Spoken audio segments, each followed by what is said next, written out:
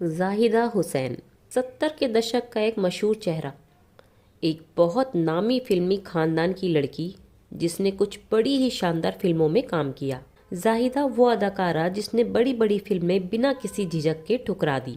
Film industry का भुलाया जा चुका वो नाम जिसकी बुआ किसी जमाने में भारतीय फिल्म इंडस्ट्री की सबसे टॉप एक्ट्रेस थी और जिसका भाई आज के ज़माने में बहुत बड़ा स्टार है।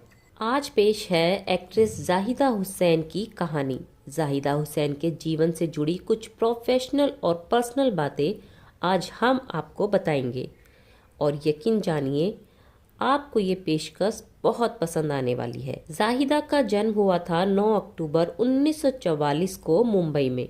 जाहिदा की दादी भी अपने दौर में फिल्म इंडस्ट्री का बहुत बड़ा नाम थी और वो पहली महिला थी जिन्होंने भारतीय फिल्म इंडस्ट्री में बतौर म्यूजिक डायरेक्टर करियर शुरू किया था। हालांकि वो खुद भी बहुत अच्छी गायिका थी और फिल्में भी प्रोड्यूस करती थी। कहते हैं कि कुछ एक फिल्मों में तो जाहिदा की दादी ने एक्टिंग भी की थी और कई दफ़ा वो फिल्मों की कहानियाँ भी लिखा करती थी। उनका नाम था जदन बाई। जी हाँ, खूबसूरत और ज़बरदस्त अदाकारा रही नरगिस दत्त की माँ जदन बाई यानी नरगिस दत्त जाहिदा की बुआ थी। हालांकि नरगिस दत्त जाहिदा की सगी बुआ नहीं थी। जाहिदा के पिता अख्तर हुसैन नरगिस के सौतेले भाई थे।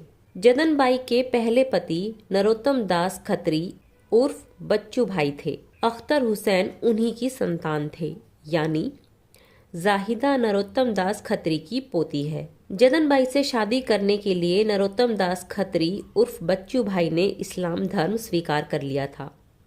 हालांकि जदन भाई और बच्चू भाई की शादी सफल न रही और दोनों का तलाक हो गया। जदन बाई ने दूसरी शादी की थी सितार नवाज उस्ताद इरशाद मीर खान से। उनसे जदन बाई को एक बेटा हुआ जिसका नाम था अनवर हुसैन।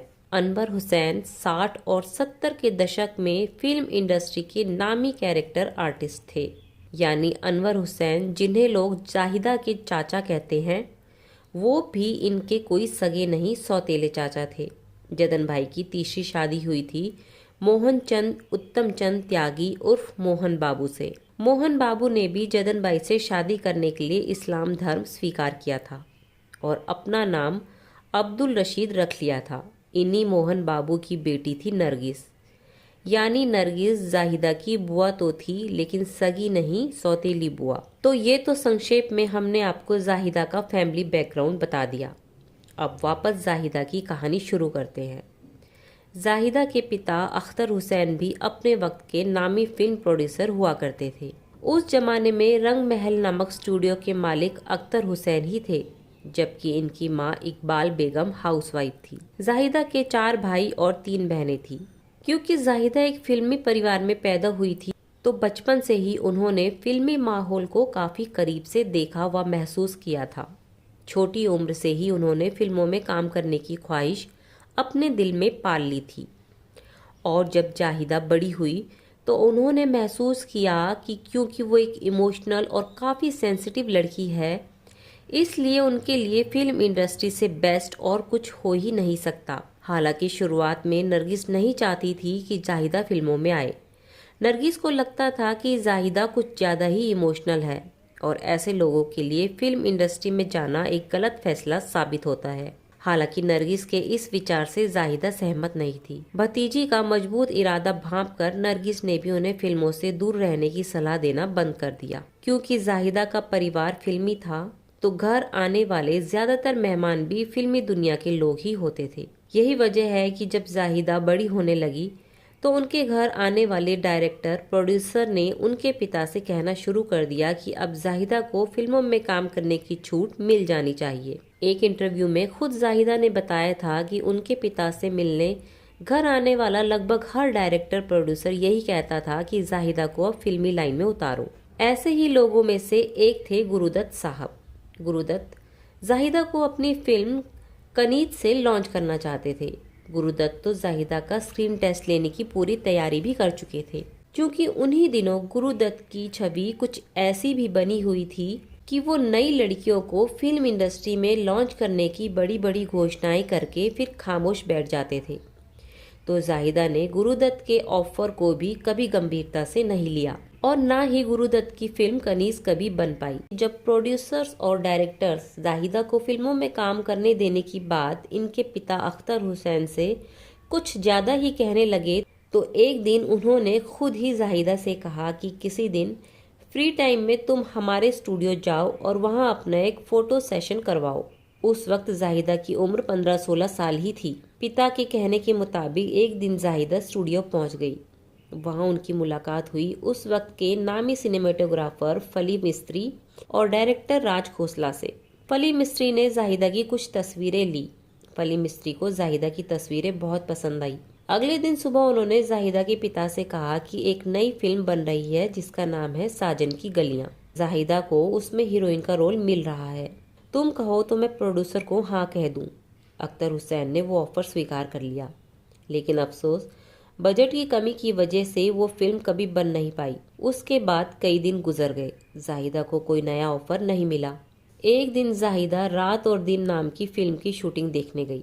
उस फिल्म में जाहिदा की बुआ नरगिस काम कर रही थी और फिल्म में जाहिदा के पिता अख्तर हुसैन ही पैसा लगा रहे थे। जिस स्टूडियो में रात और दिन की शूटिंग चल रही थी उसमें ही एक दूसरे फ्लोर पर देवानंद अपनी फिल्म 3 देवियों की शूटिंग कर रहे थे। शूटिंग से ब्रेक लेकर देवानंद नरगिस से मिलने आए। उस वक्त जाहिदा भी नरगिस के पास ही थी और उसी वक्त देवानंद ने जाहिदा को पहली दफा देखा था। देवानंद को जब पता चला कि जाहिदा नरगिस की भतीजी है तो उन्होंने जाहिदा से पूछा कि क्या तुम फिल्मों में काम करना पसंद करोगी। अब चूंकि फिल्मों में काम करना जाहिदा का बचपन का ख्वाब था तो इनकार करने का कोई सवाल ही नहीं था। तो जाहिदा ने देव साहब से कहा, जरूर, क्यों नहीं। जाहिदा का जवाब सुनकर देव साहब काफी खुश हुए और कुछ दिनों बाद देव साहब पहुंच गए जाहिदा के घर। उन्होंने जाहिदा को अपनी फिल्म प्रेम पुजारी में सेकंड लीड एक्ट्रेस का रोल ऑफर किया। प्रेम पुजारी से ही देव साहब बतौर डायरेक्टर अपनी नई पारी फिल्म इंडस्ट्री में शुरू करने जा रहे थे। जाहिदा ने जब अपना रोल सुना तो वो उन्हें काफी पसंद आया और उन्होंने प्रेम पुजारी में काम करने के लिए हामी भर दी। फिल्म की शूटिंग शुरू हुई और दुनिया के कई देशों में इस फिल्म के लिए जाहिदा को देव साहब व फिल्म यूनिट के साथ ट्रेवल करना पड़ता था। लेकिन काफी मेहनत करने के बावजूद भी प्रेम पुजारी की शूटिंग कंप्लीट करने में देवानंद को बहुत वक्त लगा। इसी बीच डायरेक्टर LB लक्ष्मण भी जाहिदा के पास अनोखी रात फिल्म का ऑफर ले आए। उस फिल्म में संजीव कुमार और परीक्षित साहनी थे और फिल्म के डायरेक्टर थे असित सेन, जबकि फिल्म की कहानी लिखी थी ऋषिकेश मुखर्जी ने। जाहिदा ने अनोखी रात साइन कर ली। प्रेम पुजारी की शूटिंग रुकी हुई थी, इसलिए जाहिदा ने अनोखी रात की शूटिंग शुरू कर दी। शूटिंग कंप्लीट हुई और साल 1968 में अनोखी रात रिलीज भी हो गई, जबकि जाहिदा की साइन की हुई पहली फिल्म यानी देवानंद की प्रेम पुजारी अनोखी रात के 2 साल बाद 1970 में रिलीज हुई। अनोखी रात तो बॉक्स ऑफिस पर एवरेज ही रही, लेकिन प्रेम पुजारी का खूब चर्चा हुआ। जाहिदा के किरदार और उनके काम को काफी पसंद किया गया। फिलहाल बात करते हैं उन कुछ फिल्मों की जो देवानंद साहब के लिए जाहिदा ने ठुकरा दी। और जाहिदा ने ये फिल्में ठुकराने का फैसला क्यों लिया था, तो बात कुछ यूं थी कि प्रेम पुजारी के रिलीज होने के बाद जाहिदा नवकेतन फिल्म्स की न्यू सेंसेशन बन गई थी। नवकेतन फिल्म्स की उस जमाने में बहुत बढ़िया रेपुटेशन थी। जाहिदा को भी नवकेतन फिल्म से जुड़ने के बाद बहुत प्यार और दुलार मिल रहा था। इसलिए जब सुशील मजूमदार जाहिदा के पास लाल पत्थर का ऑफर लेकर आए तो जाहिदा ने वो ऑफर ठुकरा दिया। हालांकि जाहिदा ने ये भी कहा था कि चूंकि उस फिल्म के एक सीन में राजकुमार अपना कुत्ता उनके ऊपर छोड़ने वाले थे, इसलिए उन्होंने उस फिल्म में काम नहीं किया था। फाइनली वो रोल हेमा मालिनी के पास चला गया और उस रोल को निभाने के बाद हेमा मालिनी का करियर ट्रैक पर आ गया था।